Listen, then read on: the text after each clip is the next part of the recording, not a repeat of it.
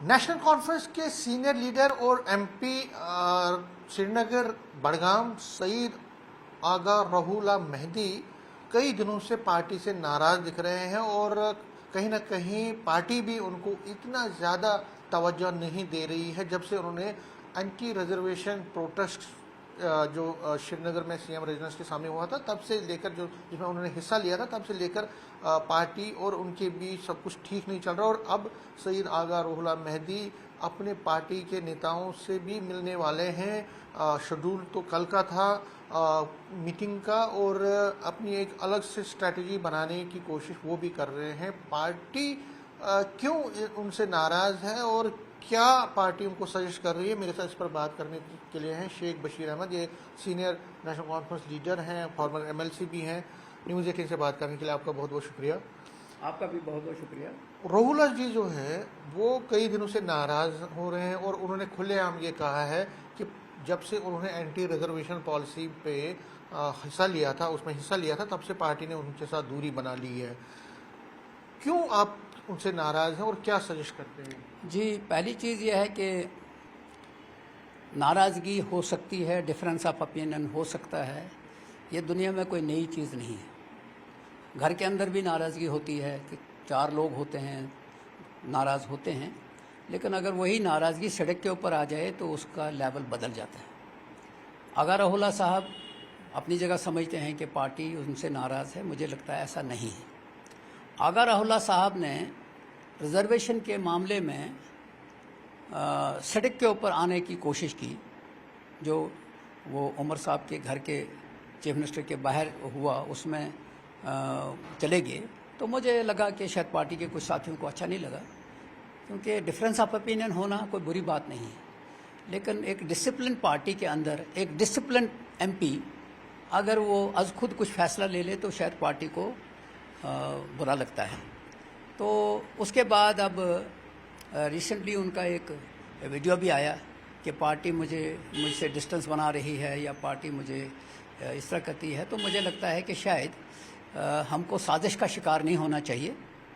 आगा रहुला साहब मिनिस्टर भी रहे हैं, एमएलए भी रहे हैं, आज एमपी बने हैं, तो उनको एक ज़िम्मेदार साथी की तरह लीडरशिप के साथ राब्ता कायम करना चाहिए। उनके साथ अगर डिफरेंस ऑफ ओपिनियन है किसी जगह पे तो वो बात करनी चाहिए। तो मीडिया के ज़रिए या इस तरह की जब बातें होती हैं तो मुझे लगता है कि कहीं ना कहीं साजिश का शिकार हो रहे हैं।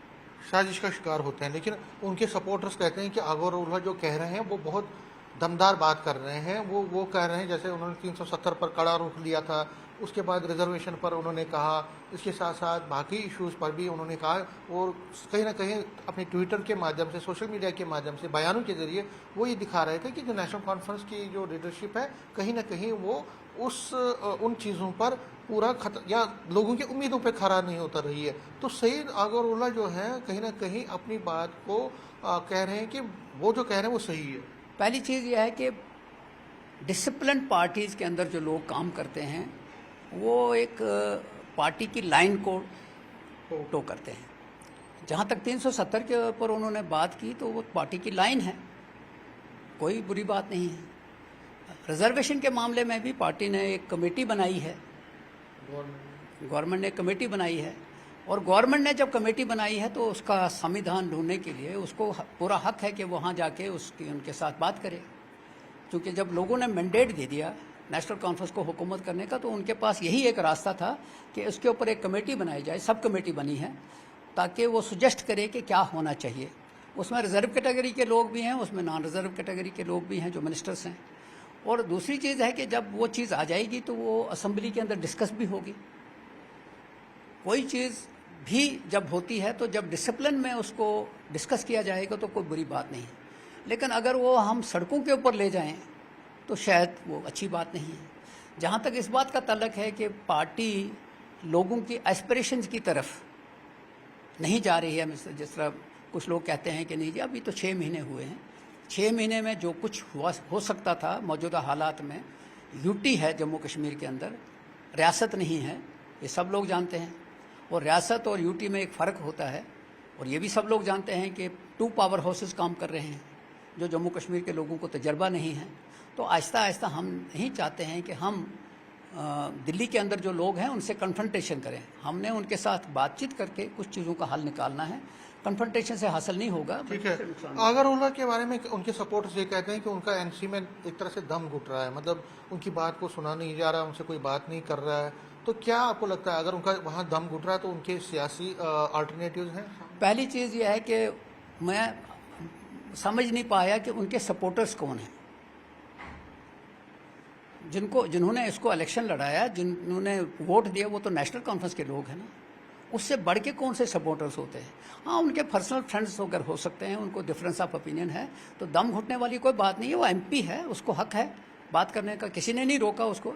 लेकिन मैं जो कहता हूँ वो ये कहता हूँ कि जो चीज़ किसी फोरम में की जा सकती है उसको अगर आप पहले सड़क पे करते हैं तो फोरम खत्म हो जाता है। अगर वो इसी तरह से नेशनल कॉन्फ्रेंस की जो प्रिंसिपल है, नेशनल कॉन्फ्रेंस की जो आइडियोलॉजी है, उसके विपरीत और इस तरह से लीडरशिप के खिलाफ नाराजगियां और रिवोल्ट एक तरह से कंटिन्यू करते, तो आप क्या सजेस्ट करते हैं? उनको अलग से अपना राह दिखाएं? नहीं, ऐसा नहीं है। हम अभी तो चूँकि उन्होंने जो बातें की हैं उन बातों के ऊपर हम इतना ही कहते हैं कि डिफरेंस ऑफ ओपिनियन को फोरमों में डिस्कस करना चाहिए। वर्किंग कमेटी है, फारूक साहब हमारा लीडर है, उससे बैठ के बात करनी चाहिए। किस जगह पे कोई ऐसी बात तो है नहीं कि जी हमने बातचीत ख़त्म कर दी है या बातचीत कोई स्पीकिंग टर्म्स में नहीं है। तो मैं एज ए अपना रोल समझता हूँ कि हर एक आदमी को हक है कि वो डिफरेंस ऑफ ओपिनियन रखे, लेकिन उस डिफरेंस ऑफ ओपिनियन को वो फोरम के अंदर कहाँ बात करे, बजाय इसके कि वो पहले सड़क पे जाए और मीडिया वालों, मतलब गलत हो रहा है जो वो सड़क पे जाते हैं। That much is not accepted. और मैं समझता हूँ कि उसमें लोग भी समझते हैं, उसमें भले ही कुछ लोग जो हैं, जो आसपास लोग होते हैं, अंगुष्ठबाजी कर। आपको लगता है अपोजिशन के हाथों में वो खेल रहे हैं, उनकी चालों में वो? मैं ये तो नहीं कहूँगा, इतना तो छोटा बच्चा नहीं है कि वो अपोजिशन के हाथों खेलेगा। उसको एक क्वेश्चन किया था किसी ने कि कुछ लोग नेशनल कॉन्फ्रेंस को तोड़ना चाहते हैं, शायद आपने भी सुना होगा।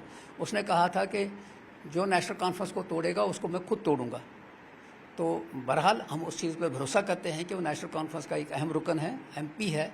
उसको मेरा सजेशन यही होगा कि फोरम्स जो जिंदा हैं उन फोरम्स के अंदर बात करनी चाहिए, ताकि सड़क के ऊपर बात करने का मतलब नहीं है वहाँ सड़क पे फैसले नहीं हो। न्यूज़ 18 से बात करने के लिए शुक्रिया। तो ये सईद बशीर ये कह रहे हैं कि जो रहुला जी कर रहे हैं वो गलत है, सड़कों पे नहीं आना चाहिए, बल्कि जो पार्टी का फोरम है उसी के अंदर सारी डिस्कशंस होनी चाहिए।